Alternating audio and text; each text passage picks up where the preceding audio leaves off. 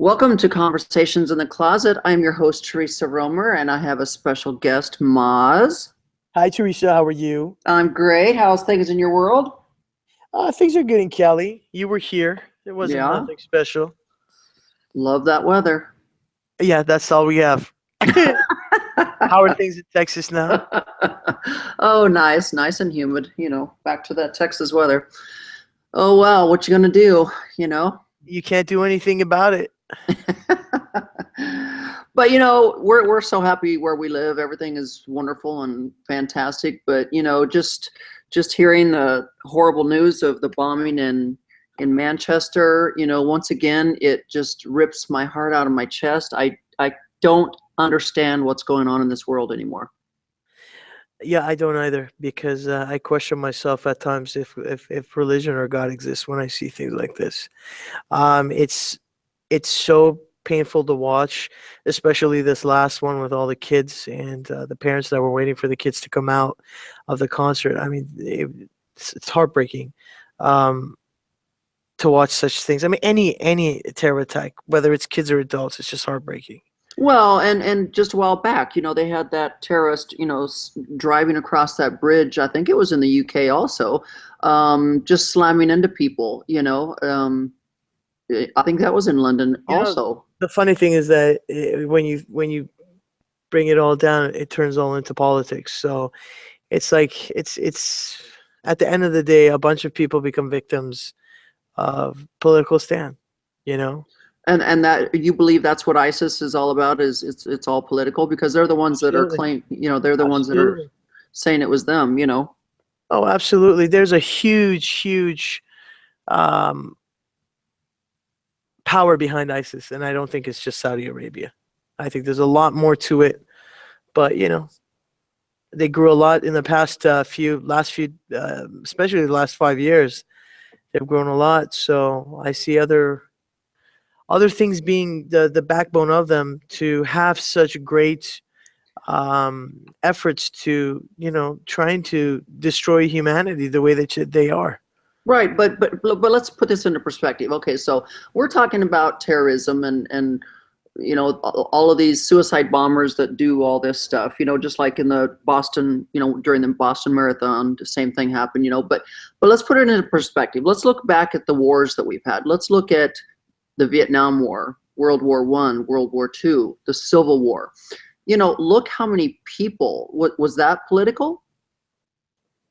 Absolutely. That's Yes. amazing. So, Yeah. so I look at these wars that we've gone through where hundreds of thousands of people died fighting for their country, fighting for political reasons or whatnot. So these terrorism acts, I'm not condoning them, but the terrorism acts aren't wiping out near as many people as all these wars have wiped out. Exactly. Exactly.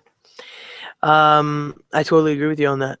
But I I guess but I guess because we look at it as innocent people getting killed versus people that signed up to fight. I don't Well, know. that is two different things, of course. Sure. Absolutely, that's two different things. But I highly doubt comparing a war to, I don't know, kids going to a Ariana Grande concert, and getting killed over there because some person decided to, I don't know, make a political stance because of a election going on in England at the Parliament. Right. I don't know. I don't know. It doesn't make sense. It doesn't, at least you're right. When you go to war, you sign up for it, you go there, you're either going to die or you're going to survive it, and you come out because you're protecting your country. Right. Um, in a time like this, I don't know. And that's what's so sad and scary, is because we all enjoy going to events where there's massive amounts of people, whether it be a concert or whether it be a convention or whether it be anything.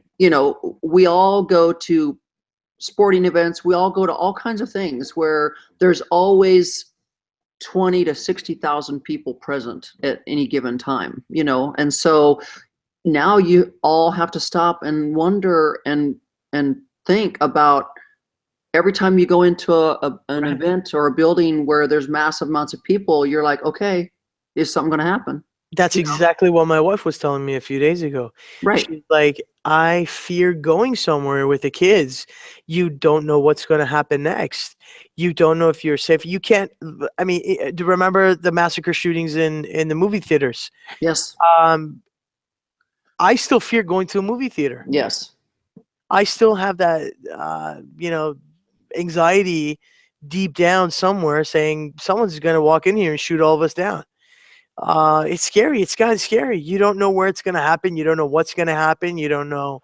Um, Uh, it's scary. And look, I mean, look at the killings that have happened at the schools. You know, you get. My daughter said the same thing. She says, like, Mom, I'm getting scared to even send my kids to school anymore. You know, is there gonna be a shooter that shows up? You know, look at Yeah. a few years back with the Sandy, killing on the The East same, Coast. yeah, absolutely. Yeah, I mean, like, all of those little innocent children lost their lives for Absolutely. what? You For a know, school shooter. right? And so you get scared For a anymore. blonde-headed school shooter. Yeah. Yeah, my daughter's freaking out every day. She's just like, God, I don't want to send my kids to school anymore. I don't want to go to a movie theater. I don't want to go to a concert. I don't want to go to a sporting event. I just want to sit in my house where I know I'm safe. Yeah, I mean, and that's not a way either, because we're becoming prisoners of our own thoughts. We're Ex- becoming, prisoners of our own limitations, and that's not a healthy lifestyle to have. And unfortunately, that's what's happening around the world. Is everybody's getting scared of going places. No one knows what's going to happen next. No one knows. But what I can tell you is wherever there's an election right now is definitely going to be a terror attack, because that seems to be the repeated pattern of this. Right, right. But even my daughter, she lives in a great neighborhood, and there was a mass killing in a home not even 10 miles away from her house a couple nights ago. Wow, what do you mean by mass killing? What? The whole family got killed. A couple robbers broke into this home, shot one of the dogs first, and then shot the entire family and robbed the house. Wow, this is why I love the Second Amendment rights in this country. So now she's like, Mom, I know you have your concealed weapons license. Of She's like, course. maybe I need to go get mine now, Mom, because she's like, Oh, I would. she's like, I live all by myself. I'm a single mother. I've got two kids. She says, sometimes I lay there in bed at night and think, okay, if somebody broke into my home, how could I defend myself? Absolutely. Well, tell her to start with a baseball bat. Well, but here's a girl swinging a baseball bat at a guy. Oh, that's a home run right there. Chances I are, guarantee. chances are she's gonna come out on the worst end of that one. Chances are she might fall in love with a guy. But the great thing too is, I've had her in kickboxing lately, and so I told her, I said, you know how to punch and kick. We've been learning that. So, but I do think I'm going to take her to the gun range and get But her here's the started. thing: even if someone knows how to do all those things, when there's a concealed weapon in front of you and someone's breaking into your house, you can't compare to it. So No. eventually something is going to happen. Eventually something is going to go wrong. And let me tell you something. All the dogs that we say that are there for security and protection, something is going to go wrong somehow. Just like you said, they shot the dog. Well, they had two pit bulls, and Wow. they killed one of the pit bulls, and then they killed the whole family. I don't know if the other pit bull ran away or And what. this was for what? Stealing what? Computers, TVs, whatever they could find in the house. That's it? Sad. I don't know if they took cars or not. I don't know, but it's just sad. It's just like senseless And killing how far away going on. from you was this? Well, it was 10 miles away from my daughter.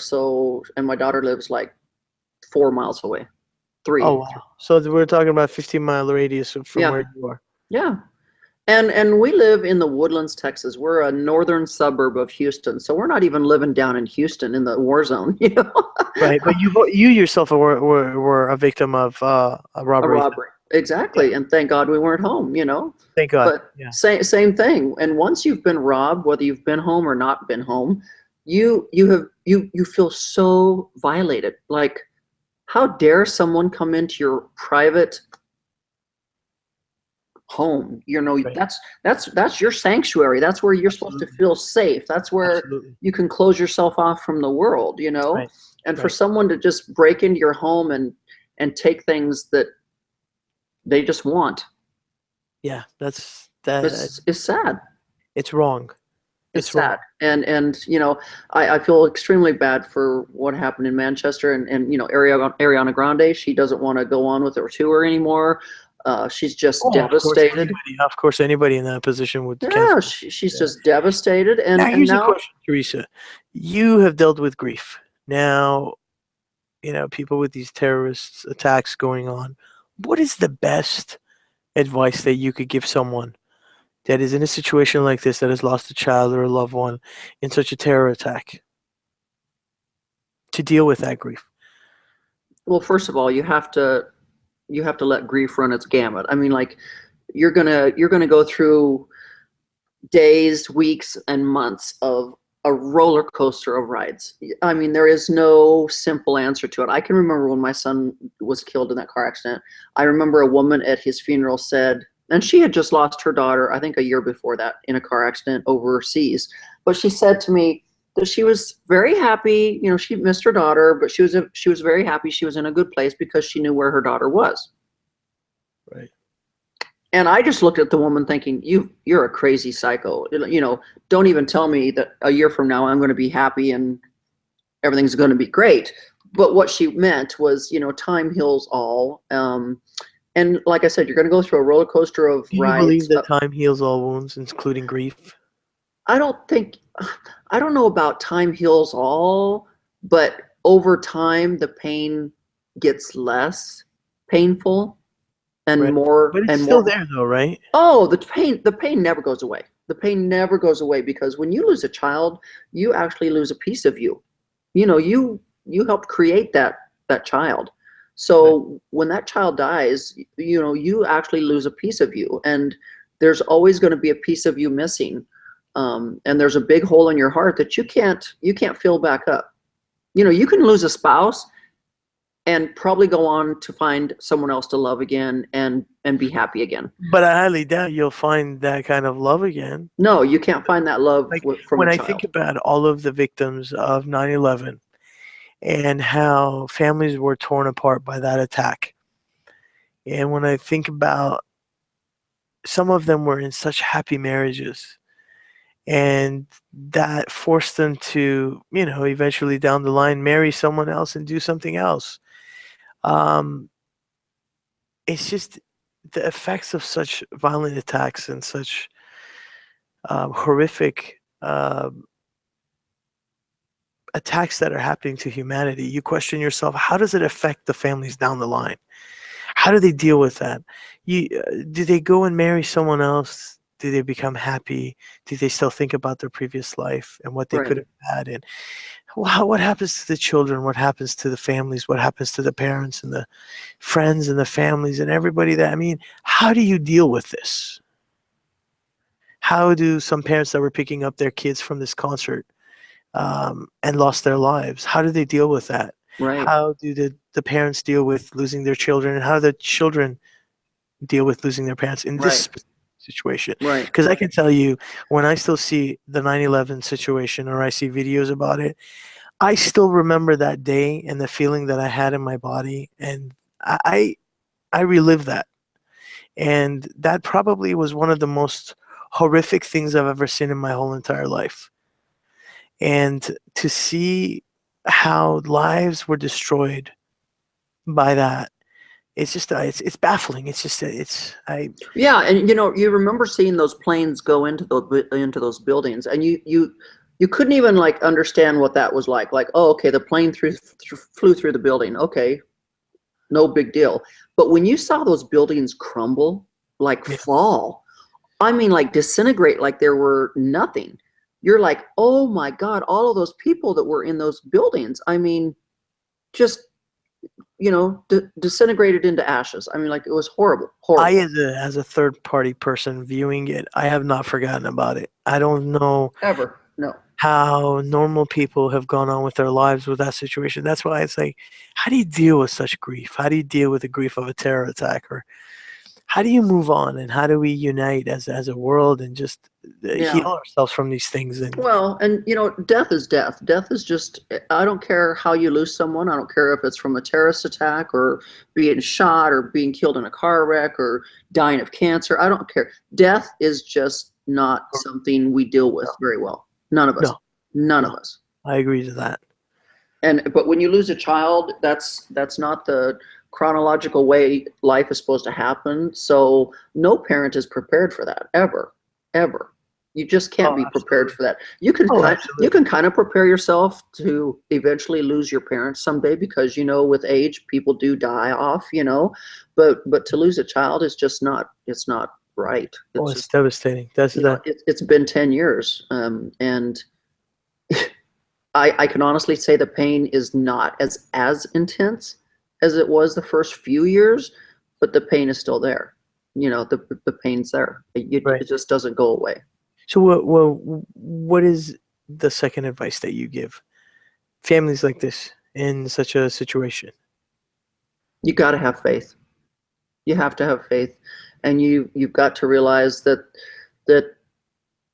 our stories are written out for us long before we arrive on this earth. And if God wants you to die in that pattern in that way, then that's the way it's. I mean, like we don't have any say so in it. That's just the way it is. I agree with you on that. So you've got to hand it over to God and have faith and know that there's a reason for it. I had to ask God many times to myself, why did you take my son? Why didn't you take some bad kid? Why didn't you take some kid that's sitting in jail? Why are you taking a perfectly good, healthy Christian kid that had so much in front of him? So yeah, you get angry and you have to go through all of those emotions. It's a huge roller coaster ride, and but eventually it gets better. But you just have to have faith. Totally have to have faith because that's the only thing that'll help pull you through it. So you Faith, think faith is the biggest? yes, faith and friends. Yeah, definitely, What else definitely. could you But the thing is, surround yourself with other people that have lost someone, because being able to talk about it, being able to share your story is such a therapeutic way to get through this. I know it's helped me immensely. I know if I can speak at conferences about grief, if I can, be around other people that have lost children, we get to console each other. We get to share our stories with each other, and it's very therapeutic. Oh, Very. absolutely, absolutely. I agree with that. I totally agree with that. And I think that it's most important just to find the comfort and the emotional support of everybody around you. Because eventually, through all of that support, you find out that maybe someone's actually going through something even 100 times worse than you. Right. I don't know how many times I've spoke with people and they talk about, losing a kid. And so I talk about losing my child. And the next thing I know, I'm talking to some woman that has just lost 3 of her children in a house fire. You know, Wow. how can I feel sorry for myself? I've only lost one child. She just lost Right. 3. Right. She just lost 3 of her children in a house fire. Wow. I mean, I know the pain of just losing one. I can't even imagine the pain of losing 3. Yeah, it So, reminds me of that. It reminds me of the movie. Remember, from Robin Williams, Behind the Horizon, or what was that? It was that amazing movie that he was talking about death, and it was so powerful. yeah. When they lost all their kids, and then she lost her husband as well. Um, when you think of these things, it's just someone will always is in a far more difficult situation than you are when it comes to such horrific tragedies. Right. And that's why I say by sharing your story and being around people that have gone through the same thing, you soon start to realize that, yes, your story is horrific, but there's always someone with a story that will blow yours away. And their pain is, you can't even imagine their pain because their story is so much worse than yours. The name of that it just came to my mind.